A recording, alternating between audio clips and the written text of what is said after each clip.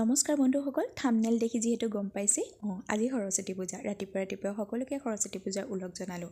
গা পা ধুই ফুলটোপামান আনিমগৈ বুলি দেখিলোঁ বেলিটো ওলাইছে। বতৰটো আজিৰ পৰা অন্ততঃ ফৰকাল হ'ব, নহ'লে যিহে ঠাণ্ডা হৈছে। সৰস্বতী পূজা বুলি বৰ বেয়া লাগি আছিলে। গতিকে ইয়াৰ ফুলটোপামান আনিলোঁ। ল'ৰাও গা পা ধুই ৰেডি হ'লেই। ময়ো কাপোৰ এসাঁজ উলিয়াই লৈছোঁ, যিহেতু স্কুললৈ যাব লাগিব। গতিকে সোনকালে আজৰি হৈ পেলাই ৰেডিও হ'ব লাগিব। গতিকে এয়া ঘৰতে অকণমান ক্ষীৰ বনালোঁ। গোঁসাই থাপনতে বোলো ক্ষীৰকণ আগবঢ়াই দিম। সেয়েহে ৰাতিপুৱা সোনকালে গা পা ধুই কামখিনি কৰি পেলাই নিজৰ আজৰি হ'লোঁ। এয়া অকণমান ক্ষীৰ লৈ পেলাই গোঁসাই থাপনতে চাকি গছ এটিপা জ্বলালোঁ ল'ৰাটোক লৈ পেলাই, আৰু অকণমান ভোগ লগাই ল'লোঁ।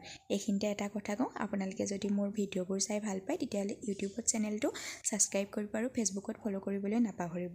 এয়া গোঁসাই থাপনতে ভোগকণ আগবঢ়াই আমি দুয়োটাই প্ৰাৰ্থনা ল'লোঁ যাতে গোটেই বছৰটো বিদ্যা আৰু সৰস্বতী দেৱীয়ে আমাক সহায় কৰে। এয়া স্কুললৈ গৈ পালোঁগৈ। স্কুলত যিহেতু ল'ৰা ছোৱালী কম, গতিকে আয়োজন অনুষ্ঠুপীয়া, তথাপিও খানাটো খুব ধুনীয়া হৈছিলে। গতিকে আমি ঘৰলৈ আহি পালোঁ। দুখনমান ফটো উঠিম বুলি ভাবিলোঁ। ফটো উঠিবলৈ গৈ দেখিলোঁ ল'ৰাই দেখোন টনা আজোৰহে কৰিবলৈ লাগিলে। বাছ, আজিৰ ভিডিঅ' ইমানেই। Thank U.